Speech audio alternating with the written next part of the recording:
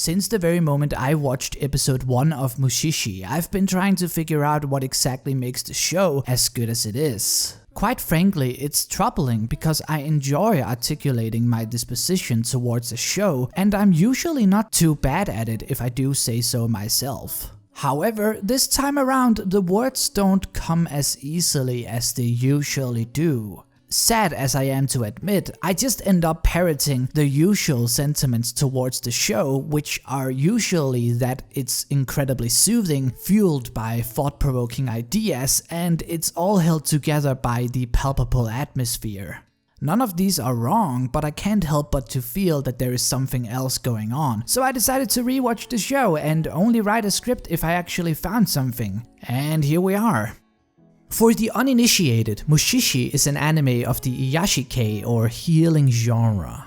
It evokes a soothing effect on its viewers in spite of occasionally diving deep into rather melancholic and even horror-esque themes. Its setting appears to be a fictional timeline reminiscent of the Edo and Meiji period in Japan. The show features mythical beings called Mushi and follows Ginkgo who can see them. As a Mushi master, Ginkgo's life is dedicated towards learning more about Mushi and helping people who are in some way, shape or form affected by them. Therefore, every episode is centered around Ginkgo encountering all types of people and Mushi. He appears empathetic, but still carries himself in a professional and calm manner as he helps others, not unlike a traveling doctor. However, as much as helping other people appears to be of great interest to him, it's also clear that he's developed a strong fascination of the Mushi and wants to learn about them as much as possible. One of the reasons why I've had a hard time articulating my thoughts on the show is because it kind of defies a lot of the reasons why I usually like anime or stories in general. I like a strong plot that makes me want to click through the episodes as if there is no tomorrow, but Mushishi is as episodic as they come. I tend to get close to and fall in love with a colorful cast of characters, but Mushishi's only real returning one is Ginkgo, who is mostly a subtle mystery, and just when you're about to get acquainted with some of the many characters in the individual episodes, Ginkgo's already off on another adventure. I really dig big and almost excessive animated visuals that swipes my feet from underneath me, but even with its most magical of moments, Mushishi stays incredibly understated. I eagerly look forward to satisfying resolutions and endings both for characters and stories alike, but Mushishi brings neither. And yet, after every single episode, I am absolutely floored, forced deep inside my own self, as if touched by something unperceivable and divine. What in the world is it about this show that seemingly defies all my impressions of what makes a good anime and manages to impact me to such degree? My answer is balance, synergy and harmony, so let's get into that.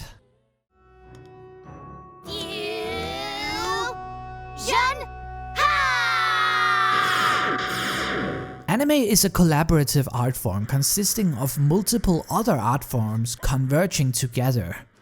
For starters, we have the writing, which dictates the events of the story and what the characters say and do. Next we have the audio side of things, which is responsible for the music played and what our characters end up sounding like. And then we've got the visuals, which commands the images moving right in front of our eyes. Words, music and animated pictures. They can move mountains on their own, but only when melting together is anime spawned.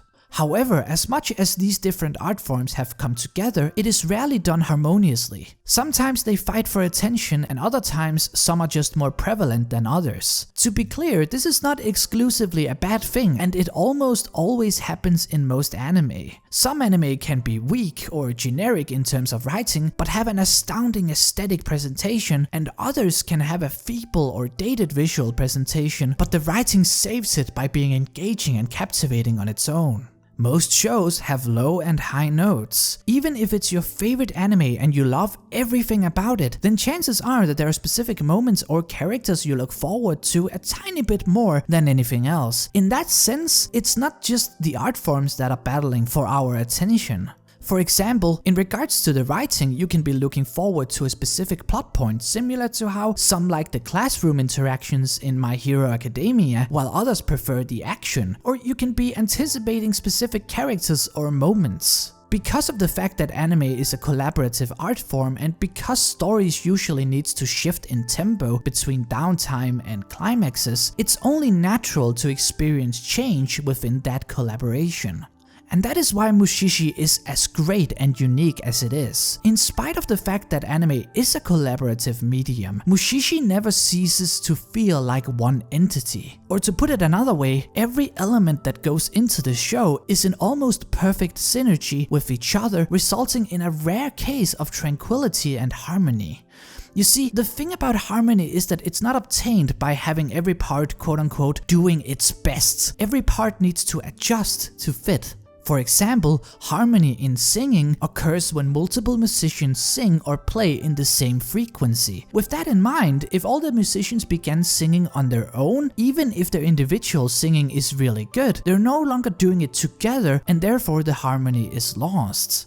In that sense, achieving harmony is also about restraint, one of the greatest features of Mushishi. After watching several episodes of the show countless of times and watching the entirety of the series from beginning to end twice, I've come to the conclusion that Mushishi is a show that has obtained this harmony. The gentle and tear-jerkingly beautiful music, the subtle, detailed yet simplistic visuals, the voice actors' portrayal of the realistic characters, the quiet and short stories, all of them are perfectly in sync.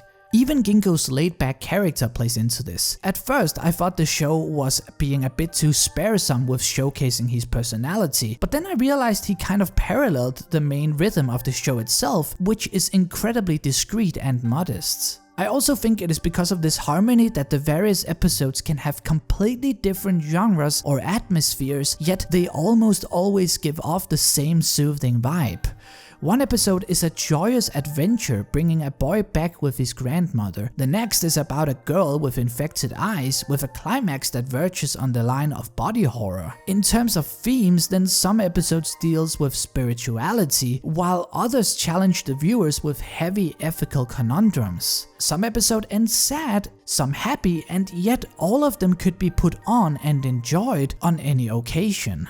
Obviously, there is no such thing as perfection, and even Mushishi has glimpses of breaking out of its own harmonious state and create ripples in the water. There's one episode where we for the first and only time see Ginko having a real, heartfelt, romantic encounter, but it's almost too much to bear because it almost breaks out of the peaceful harmony we've come to know. We're used to seeing Ginko being professional, calm and collected. We've come to know him as a dependable person, so to see him actually be sad about something is heartbreaking beyond belief. だが忘れるな。この世にいてはならない場所など誰にもない。お前もだ。断りに戻ることを許されたんだ。この世のすべてがお前のいるべき場所なんだ。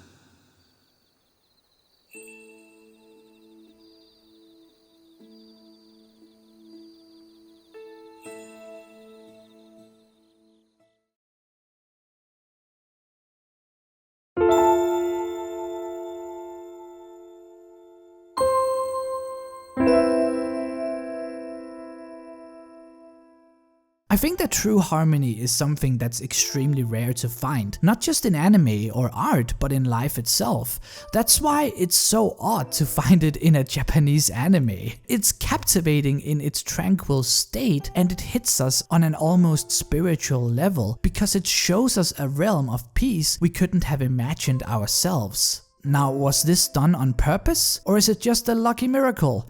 I don't know, but it exists, and we have to take care of it and value it properly. So go watch Mushishi.